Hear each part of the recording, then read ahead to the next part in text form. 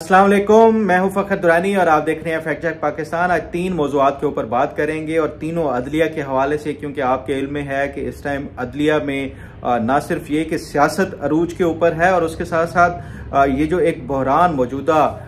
जो शुरू है उसका भी अहम किरदार अदलिया है। तो इस पे तीन अहम मौज़ूआत अदलिया के हवाले से। पहले नंबर पे ये कि मीडिया के ऊपर ये चेमा गोयां शुरू हैं कि सुप्रीम कोर्ट के कुछ सीनियर जजेस मुस्तफ़ी हो सकते हैं उस सूरत में अगर हुकूमत आईनी तरमीम पास करके कोई कॉन्स्टिट्यूशनल कोर्ट बना लेती है। बुनियादी तौर के ऊपर प्लान ये बताया जा रहा है कि ये मुस्तफ़ी होकर जजेस वकला तहरीक चलाएंगे और इस हुकूमत को घर चलता करेंगे। क्या ये मुमकिन है और इस हवाले से क्या क्या ये जो एक सोचा जा रहा है जो मनसूबा है ये है क्या, इसके ऊपर तफसीलन बात करेंगे। दूसरे नंबर पे हम बात करेंगे सुप्रीम कोर्ट के 8 रुकनी जजेस की तरफ से जो मखसूस नशिस्तों का तफसीली फैसला, उसके चीदा पॉइंट्स अब मीडिया के ऊपर रिपोर्ट होना शुरू हो गए हैं कि इसमें फैसले में है क्या दरअसल, और इसका ये जो फैसला है बहुत जल्द अब मुतवक्के है। इस पे तफसीलन बात करेंगे कि ये जो फैसला है उसमें क्या क्या चीज़ें हैं, इसमें वफाकी हुकूमत, वजीर आज़म और चीफ मिनिस्टर्स की उनको क्या खतरा है, क्या इनकी हुकूमतें घर जा सकती हैं, उसके साथ सदर और चेयरमैन सेनेट के इलेक्शंस भी उनको नल एंड वॉइड करार दिया जा सकता है या नहीं दिया जा सकता।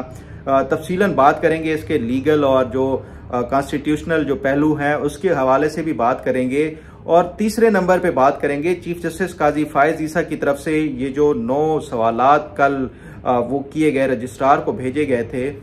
इन 9 सवालात के बाद 2 ही जो कानूनी तौर के ऊपर हल हैं, और वो 2 हल क्या हैं इन 8 जजेस के हवाले से, इस पे भी तफसीलन बात करेंगे कि अब आने वाले दिनों में ये जजेस की तरफ से क्या रिएक्शन हो सकता है, और जो 2 लीगल हल हैं इसके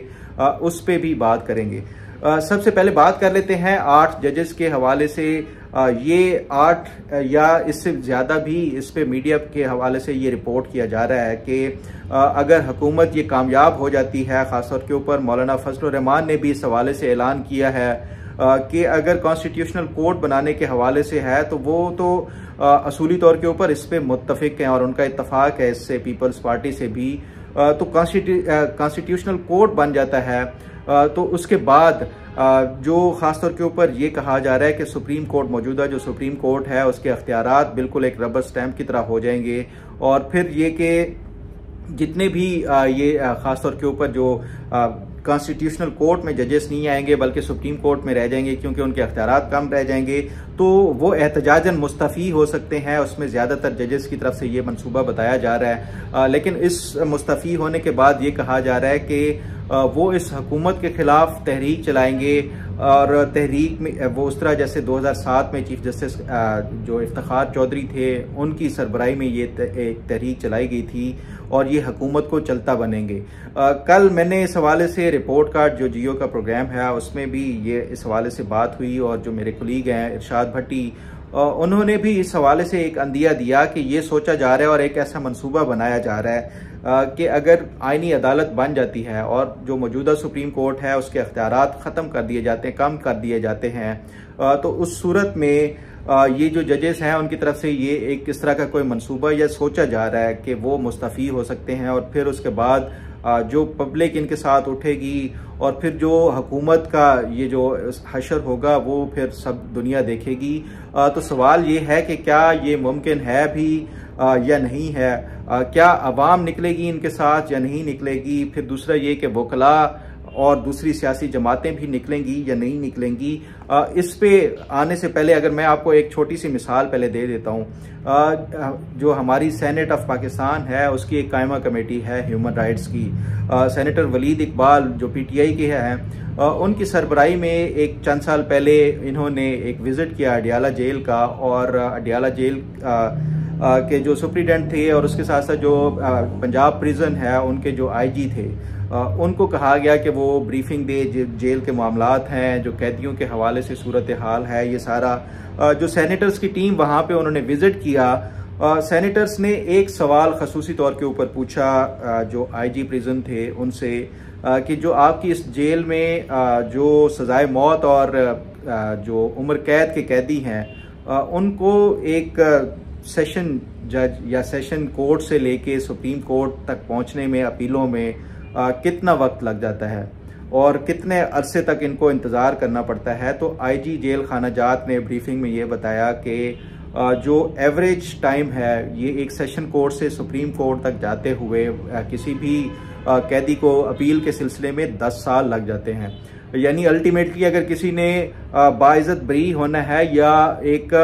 जो इनोसेंट डिक्लेयर होना है सुप्रीम कोर्ट में जाके, वो उसके बावजूद भी सेशन कोर्ट से लेके सुप्रीम कोर्ट जाते जाते 10 साल बेगुनाह इस तरह कैद काटता रहेगा। तो ये सूरत हाल है जो हमारी अदलिया है उसकी तरफ से कि लोगों को 10-10 साल इंसाफ लेने के लिए जो है वो जेलों की सूरत में काटना पड़ता है और हमारी अदालतें पूरा पूरा दिन और पूरे पूरे हफ्ते जो सियासी मुकदमात हैं उसमें गुजार देते हैं। तो ये जो एक एक्सपेक्ट किया जा रहा है कि जो अदलिया अगर इस तरह जजेस निकलेंगे तो अवाम का एक जमे गफीर होगा जो कि इस हुकूमत को राख के तरह उड़ा के रख देगा।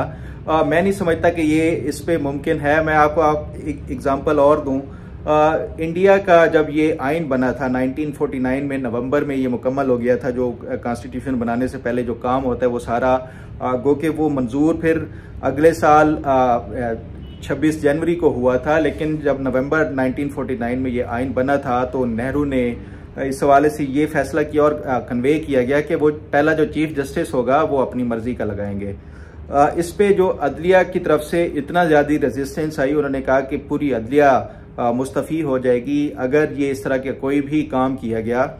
तो उसके बाद आज के दिन तक कभी भी इंडिया की जो जुडिशरी है उसमें कोई इस तरह की इंटरफेरेंस वगैरह नहीं की गई। हम ये इंडिया की अगर मिसाल को देखा जाए और फिर हम जो पाकिस्तान की अदालतें हैं उसको देखें तो क्या हमारी जो मौजूदा जुडिशरी है उसमें इतनी मॉरल करेज है कि वो ये तमाम तर जो अपने पावर्स हैं, अख्तियारात हैं और उसके साथ साथ जो मरात हैं उनको छोड़ के ये इस तरह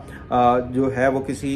मुस्तफ़ी हो जाएंगे। मैं नहीं समझता कि ये मुमकिन है। और जो दूसरी सबसे अहम बात जिसका ये तकाबुल अगर हम करें कि 2007 में जो अदलिया बहाली तहरीक शुरू की गई थी उसके भी हम देखें और आज के मौजूदा जो ग्राउंड रियलिटीज़ हैं उसके साथ अगर उसका कंपेयर करें, उस टाइम जो तमाम पॉलिटिकल पार्टीज थी, पीटीआई तो उस टाइम तकरीबन एक वन मैन जो है वो सियासी जमात थी 2006-07 में, वो भी मुशर्रफ ने एक सीट इमरान खान को दी थी। जो बाकी पॉलिटिकल पार्टीज दो ही बड़ी थी उस टाइम, पीपल्स पार्टी और मुस्लिम लीग नून। बाकी उसके साथ साथ जो दीगर छोटी जमातें थी उनकी भी सीट पावर थी। इन तमाम सियासी जमातों ने मिल के उस टाइम जो अदलिया बहाली तहरीक थी उसमें हिस्सा लिया था। फिर जो वकला थे वो भी उन्होंने भी सब ने मिल के यकजा होके इस अदलिया बहाली तहरीक में हिस्सा लिया था। और जो सबसे अहम और इम्पॉर्टेंट जो एलिमेंट है वो ये है कि उस टाइम जो इस्टेब्लिशमेंट थी वो अदलिया बहाली तहरीक की बैक पर थी, क्योंकि उस टाइम मुशर्रफ को से जान छुड़वाना मेन मकसद था। तो ये जो इस्टेब्लिशमेंट थी वो भी अदलिया बहाली तहरीक को वो सपोर्ट कर रही थी। तो अब के अगर देखा जाए तो इसमें पॉलिटिकल पार्टीज खासतौर के ऊपर जो बड़ी सियासी जमातें हैं, पीपल्स पार्टी और मुस्लिम लीग नून,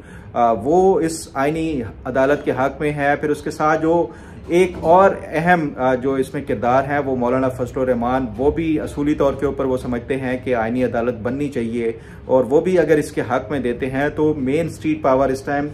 मौलाना फजलुर रहमान की भी है, वो भी इसके हक में है। फिर साथ जो वकला के हवाले से अगर देखा जाए तो वकला भी डिवाइडेड हैं। इसमें जो सियासी जमातों के जो लीगल या लॉयर्स जो फोरम्स हैं वो डिवाइडेड हैं। फिर उसके साथ साथ जो बार्स एसोसिएशन है वो भी डिवाइडेड हैं। फिर जो सबसे एक और अहम बात है कि जब मुशर्रफ ने ये जो चीफ जस्टिस इफ्तिखार चौधरी को जो इमरजेंसी के बाद निकाला तो 60 जजेस उन्होंने फारिग किए थे। अब जो मौजूदा उसमें ये उस तरह के हालात नहीं हैं और एक आईनी तरीके से अगर कोई अदालत बनाई जा रही है तो मैं नहीं समझता कि ये अगर कोई इस तरह का मंसूबा कोई बनाया भी जा रहा है जुडिशरी के हवाले से कि वो मुस्तफ़ी होकर कोई इस तरह की तहरीक चलाएंगे, तो ये एक तो काबिल अमल नहीं है और दूसरा ये कि कोई फ्रूटफुल भी नहीं साबित हो सकता, क्योंकि वो ग्राउंड रियलिटीज़ नहीं है जो कि एक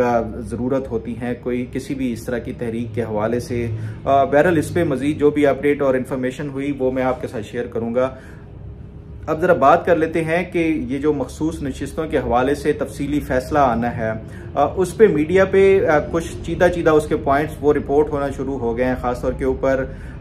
मेरे एक कलीग हैं असद मलिक, उन्होंने इसके हवाले से रिपोर्ट किया है कि ये जो मखसूस नशिस्तों वाला तफसीली फ़ैसला है वो तकरीबन मुकम्मल हो चुका है। उसकी अब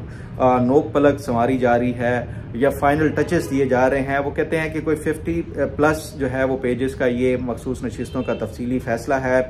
लेकिन उसमें 3 अहम जो उन्होंने पॉइंट्स रेज किए हैं कि ये फ़ैसले का हिस्सा हैं। पहला ये कि जो वज़ीर आज़म और वज़राए आला के जो इलेक्शंस हैं उस पर बड़ी अहम ऑब्जर्वेशन आने वाली है कि ये मखसूस नशिस्तें जिनके ऊपर ये मुंतखब हुए हैं जो वोट लेके, ये इनके हिस्से की नहीं थी, ये बनती नहीं थी इनकी। तो गोया इससे मतलब ये है कि जो वज़ीर आज़म और वज़राए आला के जो इलेक्शंस हैं उनके ऊपर कोई क्वेश्चन मार्क रेज किए जाते हैं, यानी उनकी हुकूमत जो है वो डामाडोल हो सकती है, वो गिर सकती है।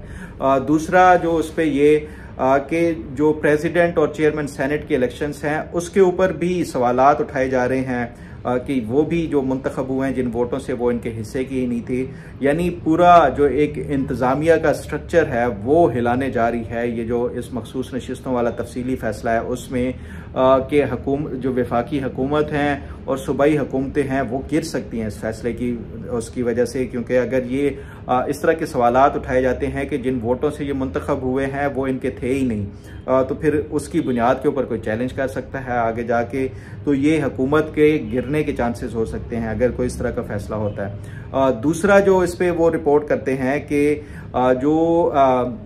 इलेक्शन एक्ट तरमीमी बिल हुकूमत ने पास किया है उसको सरकमवेंट करने के लिए भी कोई ऑब्जर्वेशन हो सकती है, यानी उसके जो असरात हैं वो ख़त्म करने के हवाले से भी कोई अदालतों की तरफ से इस तरह की कोई जो ऑब्जर्वेशन या कोई इस तरह के वो पाए जा सकते हैं। और तीसरा और सबसे अहम वो कहते हैं कि काजी फायज ईसा का जो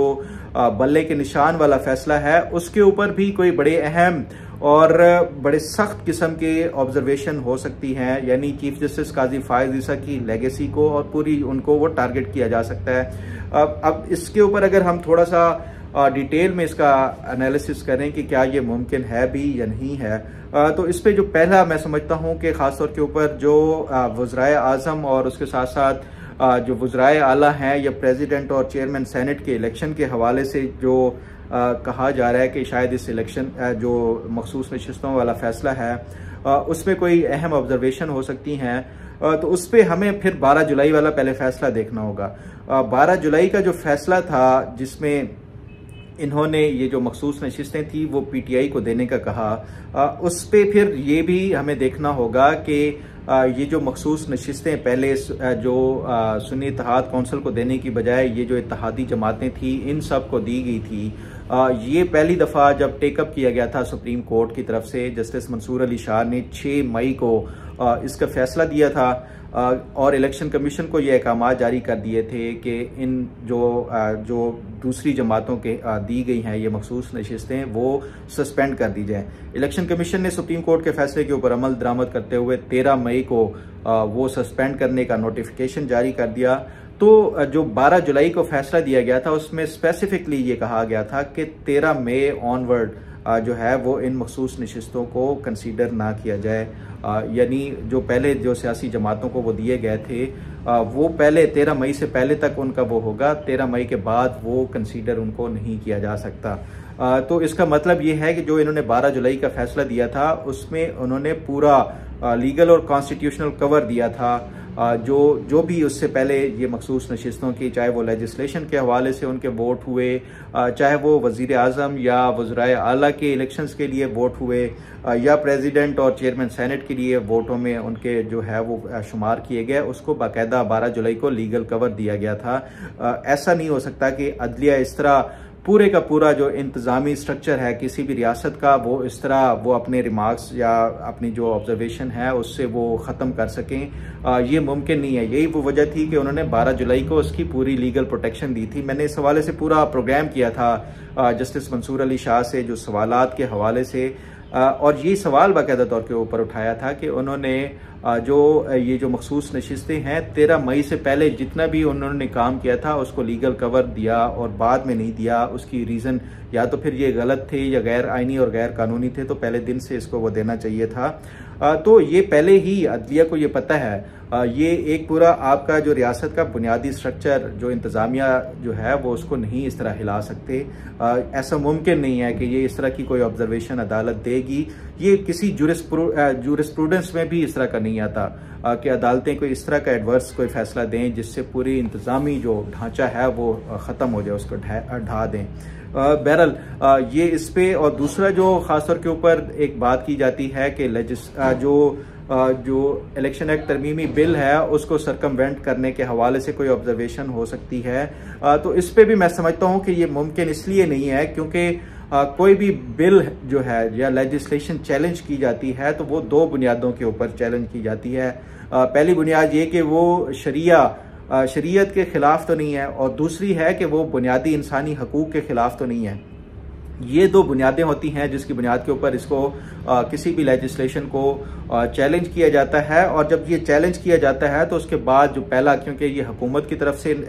ये जो कानून साजी थी, तो अटॉर्नी जनरल को बाकायदा नोटिस जारी किया जाता है, उसके ऊपर पूरे दलाइल होते हैं, दोनों अतराफ से होते हैं, उसके बाद ही कोई जजमेंट हो, रिमार्क्स हो, ऑब्जर्वेशन हो, सब कुछ वो फिर हो सकता है। ये किसी इररेलेवेंट जजमेंट में सुप्रीम कोर्ट किसी कानून को सरकमवेंट नहीं कर सकती, ये मुमकिन ही नहीं है। और अगर ऐसा करती है तो ये अदालत के लिए एक बड़ा बुरा प्रेसिडेंट वो सेट करेंगे। मैं नहीं समझता कि ये जो इन 8 जजेस में से खासतौर के ऊपर जस्टिस मंसूर अली शाह इस तरह का कोई काम करेंगे। और जो तीसरा जो मैं समझता हूँ कि काजी फायज ईसा के हवाले से ये कहा जा रहा है कि उनको शायद टारगेट किया जा सकता है, उनकी जो बल्ले के निशान वाला जो फैसला था उसकी बुनियाद के ऊपर, तो मैं ये भी नहीं समझता कि ये इस तरह किसी भी जजमेंट को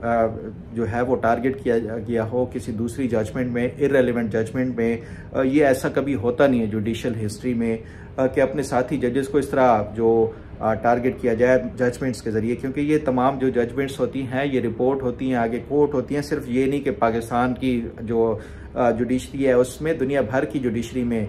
ये कोर्ट की जाती हैं मुख्तलिफ जजमेंट्स वगैरह। तो ऐसा कभी भी बुरा प्रेसिडेंट जो है वो सेट नहीं करेंगे जो अदलिया की तरफ से हमारे, और इस तरह का कोई फैसला मैं नहीं समझता कि ये होगा। बहरहाल ये तफसीली फैसला ये तो अब तकरीबन अब आने ही वाला है। क्या होता है इस पे तफसीलन जब आएगा तो वो बात करेंगे। अब जरा बात कर लेते हैं चीफ जस्टिस काजी फायज ईसा की तरफ से जो 9 सवालात उठाए गए थे उसका आखिर क्या आगे जो है वो नतीजा निकल सकता है। इस हवाले से 2 ही इसके नताइज हो सकते हैं और 2 ही इसके जो है वो सोल्यूशंस हैं जो चीफ जस्टिस काजी फायज ईसा की तरफ से वो किया गया है। पहला तो ये है कि ये एक प्रेस रिलीज जारी करके जो 8 रुकनी जजेस की तरफ से जो पहला उन्होंने वजाहती ऑर्डर जारी किया था उसका वो किया जा सकता है, उसकी कोई वजाहत, मजीद एक वजाहत जारी की जा सकती है। और दूसरा इस पे ये हो सकता है कि जो चीफ जस्टिस काजी फायज ईसा की तरफ से जो जितने भी ये सवालात उठाए गए हैं ये बिल्कुल लॉजिकल और रीजनेबल और विद इन लॉ हैं। जो इन्होंने सवालात उठाए खासतौर के ऊपर प्रैक्टिस एंड प्रोसीजर बिल के बाद ये तमाम जो क्वेश्चंस जो है वो बिल्कुल बनते थे। और मैं हैरान हूं कि जो 8 रुकनी जजेस थे उन्होंने कैसे इन तमाम जो रूल्स थे या कवानीन थे उनको नज़रअंदाज करते हुए ये फैसला जो वजाहती ऑर्डर था वो जारी किया था। इस पे जो सबसे अहम जो एक तो ये कि वो वजाहत दोबारा से आ सकती है, और दूसरा ये हो सकता है कि ये जो 3 रुकनी कमेटी है उसके सामने फिक्स किया जाए और फिर इसका बेंच बना के और इस पे जो है वो समाअत दोबारा की जाए।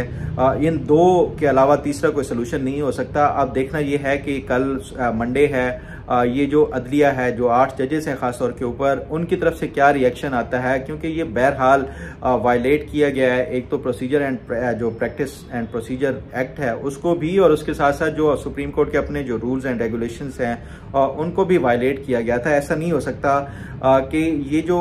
खासतौर के ऊपर जो 8 जजेस ने ये कहा था कि इन चैम्बर सुनने के हवाले से, देखें वो जजमेंट में ही कहा था ना, उन्होंने किसी जाती हैसियत में आपका या मेरा कोई मामला नहीं है कि हम दोनों मिल के बैठ के जो है आपस में ये मामलात को तय कर लें और हल कर लें। ये एक अदालती फैसला था। अदालती फैसले को चाहे वो वजाहत हो या उसके हवाले से कोई अपील हो या कोई भी मामला हो, अदालती फैसले के लिए वो तरीकाकार जो है वही फॉलो करना पड़ेगा आपको। बाकायदा इसकी जो कॉज लिस्ट जारी करनी होगी, तमाम पार्टीज़ को वो उसके लिए नोटिस जारी करने होंगे, उनको सुनना होगा। उसके बाद जो है जो भी एक तरीक़ाकार होता है उसके तहत ही ये सारा अदलिया चलती है। ऐसे नहीं हो सकता कि 8 जजेस का जो है वो पॉलिटिकल अपना एक किसी सियासी जमात के लिए वो कहें कि आपका और मेरा मामला है, बाकी सुप्रीम कोर्ट को बाईपास करके आप जो है, क्योंकि 8 जजेस के अलावा 9 जजेस और भी सुप्रीम कोर्ट में बैठते हैं। ऐसा नहीं हो सकता कि आपने, ठीक है, जो एक मेजॉरिटी जजमेंट का ये मतलब नहीं होता कि बाकी जो जजेस हैं वो इररेलेवेंट हो जाते हैं। उसमें फिर सारे मामलात के हवाले से ये पूरा आपको प्रैक्टिस एंड प्रोसीजर बिल है वो भी फॉलो करना था, और साथ साथ ये भी जितने जो रूल्स हैं या ज़वाबित हैं वो भी सारे फॉलो करने थे, जो कि नहीं किए गए। अब यही है कि इसका फिर वही जो हल दो हैं, या तो फिर जो वजाहत एक रजिस्ट्रार ऑफिस की तरफ से जारी करनी पड़ेगी, या फिर वो यही कि 3 रुकनी कमेटी के सामने इस मामले को रखा जाएगा, फिर एक बेंच बनेगा, और उसके बाद ये दोबारा से ये जो इन्होंने इलेक्शन कमीशन का जो एक एडवाइजरी रेफरेंस था उसके ऊपर समाअत होगी और दोबारा से कोई इसके हवाले से वो किया जाएगा। बाकी ये जो वजाहती ऑर्डर था उसकी कोई लीगल मैं नहीं समझता कि हैसियत है। एक तो वो रिपोर्टेड भी नहीं है, और दूसरा वैसे भी उसके ऊपर कोई जो मैं नहीं समझता कि कोई लीगल बाइंडिंग उसकी जो है वो इस वजाहती ऑर्डर की होगी। बहरहाल ये जो नेक्स्ट अब हफ्ता आ रहा है बड़ा अहम हफ्ता होगा, उसमें ये एक्सपेक्टेड है इस हवाले से भी मामले को जो टेकअप किया जाएगा। फिर कुछ अहम मुकदमात के हवाले से जो नई कमेटी अब बनी है उनके क्या कोई नए बेंचेस बनते हैं, या जो बड़े अहम मुकदमात सुनने के हवाले से 63A वाला है, या फिर मखसूस नशिस्तों के हवाले से उसकी जो इन्होंने रिव्यू के हवाले से कोई फिक्स करते हैं या नहीं करते। तो ये जो अगला हफ्ता है बड़ा अहम होगा। इस पे जो भी मजीद अपडेट, जो डेवलपमेंट्स और पेशरफ्त होंगी वो आपके साथ शेयर करता रहूँगा। उम्मीद है आपको आज का प्रोग्राम भी पसंद आएगा। अल्लाह ताला आपका हामी और नासिर हो। अल्लाह हाफिज़।